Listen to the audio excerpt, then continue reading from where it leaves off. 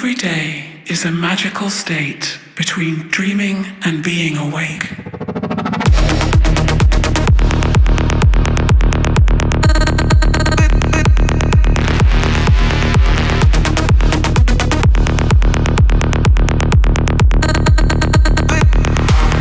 Assalamualaikum warahmatullahi wabarakatuh dan selamat sejahtera semua. Izinkan saya memperkenalkan diri saya. Nama saya Aiden Saraksi bin Muhammad Syukri dan saya merupakan seorang murid daripada kelas tingkatan 3KA. Saya bersekolahan di SMK Raja Sulan. Nombor kod sekolah saya ialah AEA 2041. Sepanjang perjalanan akademik saya sentiasa percaya untuk memberikan yang terbaik bukan sahaja dari segi akademik tetapi dalam segi memperbaikikan diri saya dan juga segi sumbangan saya kepada komuniti sekolah. Dari segi pencapaian akademik, saya sentiasa menunjukkan prestasi yang bagus dalam subjek Bahasa Melayu dan juga Bahasa Inggeris. Saya juga merupakan seorang yang aktif dalam kegiatan co-curricular. Saya merupakan ahli Persatuan Badan Beruniform KRS dan saya sentiasa menyertai pertandingan dan program yang diadakan.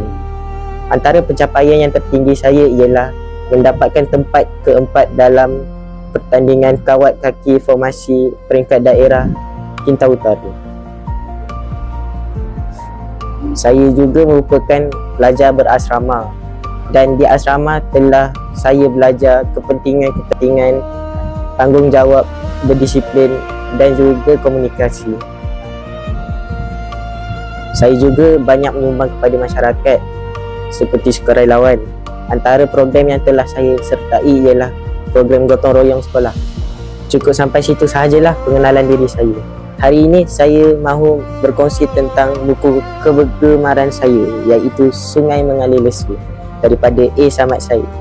Buku ini menceritakan tentang sebuah kampung yang serba susah ketika itu zaman perang dan mengharapkan sebuah sungai sahaja sebagai sumber makanan yang mengalir di sungai yang telah dibuang oleh askar-askar Jepun.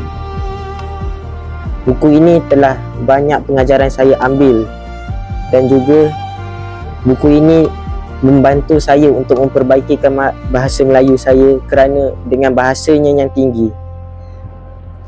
Selain itu, buku ini juga telah mendidik saya untuk berdikari.